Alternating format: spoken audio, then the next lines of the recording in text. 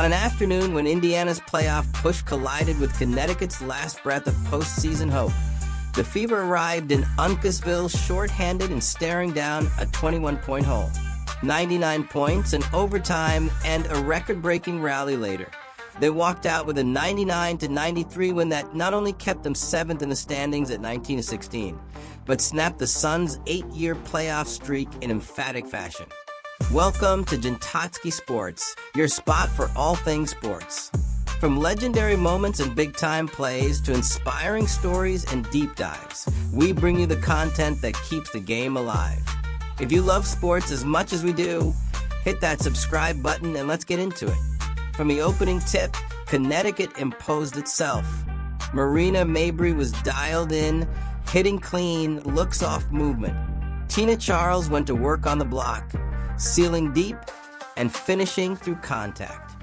Sania Rivers' defensive activity stifled Indiana's ball movement, forcing tough shots deep in the clock. With Caitlin Clark missing her 13th straight game, Odyssey Sims shouldered much of the early creation burden, but the Fever couldn't settle into any kind of shooting rhythm. By quarter's end, the Sun held the tempo and the scoreboard. Early in the second, Indiana's rotation took another hit. Sophie Cunningham went down after a collision, clutching her right knee. She would not return, leaving the Fever even thinner on the wing.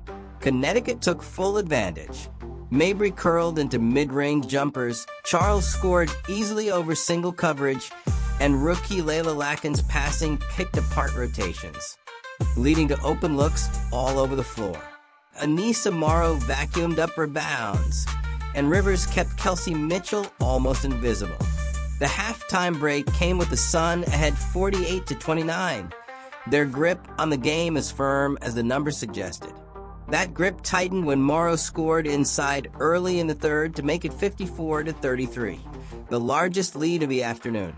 But in that moment, the shift began. Mitchell, who had just 4 points in the first half, found her gear, pulling up in rhythm, probing off high screens, and attacking closeouts.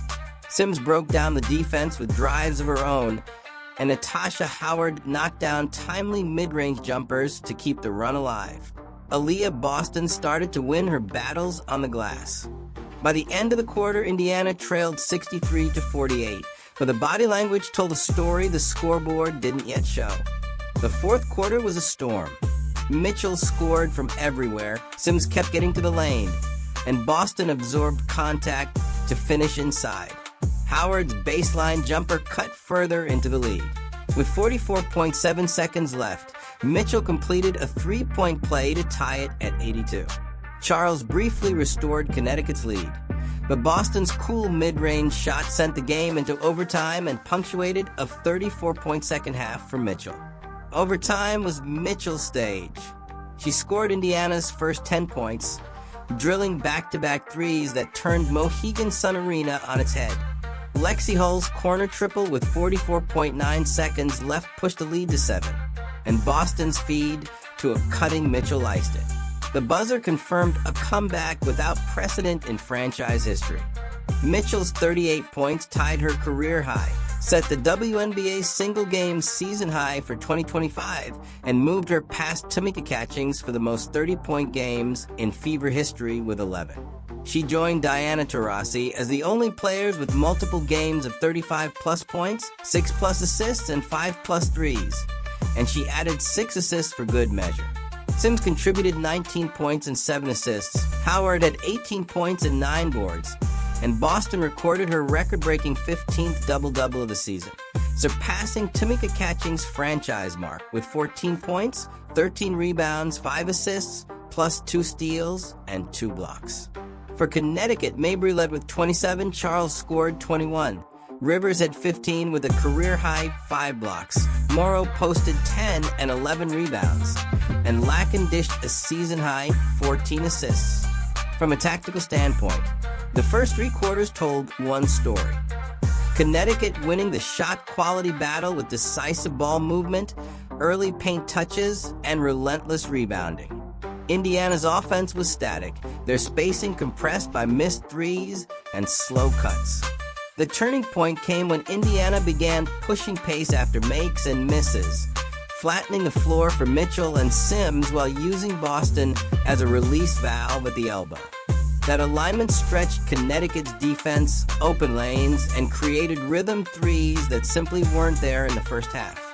Defensively, Indiana's decision to mix in switches and well-timed traps on Mabry in the fourth quarter disrupted the Suns' initiation points, forcing contested jumpers late in the clock.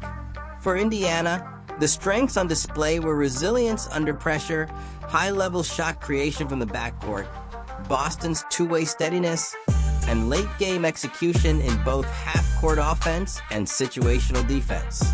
Their main weaknesses were sluggish starts, lapses in early help rotations, and vulnerability to foul trouble or injury in a thin rotation. The opportunities now are to bring the small ball spacing and fourth quarter defensive looks into earlier stretches, to script early possessions that feed Boston and Mitchell in rhythm, and to maintain tempo as a weapon rather than a bailout. The looming threats are overdependence on Mitchell's scoring and further attrition to a short bench. From the Fever's war room view, the immediate focus should be on erasing those slow starts. Script the first three possessions with a mix of post entries for Boston, early clock actions for Mitchell, and design cuts for Howard to force defensive adjustments.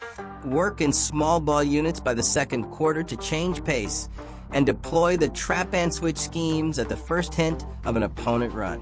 Rotate Boston out strategically around media breaks to keep her legs fresh for closing time, and use Mitchell in off-ball actions as much as on-ball to guard against overplay.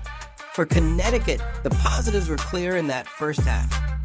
Balanced scoring inside and out, veteran leadership from Charles, dynamic playmaking from Lacken, and Rivers and Morrow giving them length, energy, and control of the glass.